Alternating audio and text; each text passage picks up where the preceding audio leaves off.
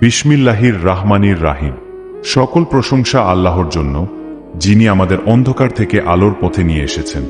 দরুদ ও সালাম বর্ষিত হোক আমাদের প্রিয় নবী হযরত মুহাম্মদ সাল্লাল্লাহু আলাইহি ওয়াসাল্লামের উপর। আরবের পশ্চিমে লোহিত সাগর ও সায়না উপদ্বীপ, পূর্বে আরব উপসাগর, দক্ষিণে আরব সাগর এবং উত্তরে সিরিয়া ও উত্তর ইরাক। এই অঞ্চলের মোট আয়তন প্রায় 10 থেকে 13 লাখ বর্গমাইল।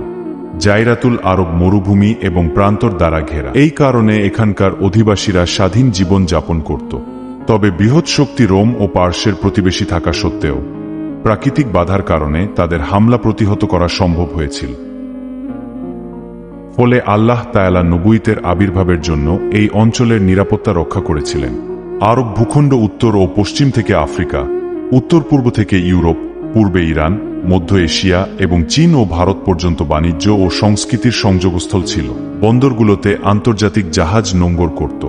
ফলে এই অঞ্চল বিভিন্ন জাতি, বাণিজ্য, সংস্কৃতি এবং ধর্মীয় মিলনের কেন্দ্র হিসেবে পরিচিত ছিল। প্রিয় দর্শক, এই ভৌগোলিক বাস্তবতা বোঝায় কেন আল্লাহ তাআলা আরবকে নবুয়তের আবির্ভাবের জন্য নির্বাচিত করেছিলেন। ইনশাআল্লাহ পরবর্তী এপিসোডে আমরা আলোচনা করব আরব জাতিসমূহ এবং তাদের জীবনধারা। আমাদের সাথে থাকুন ইসলামের আলোয় আলোকিত হতে।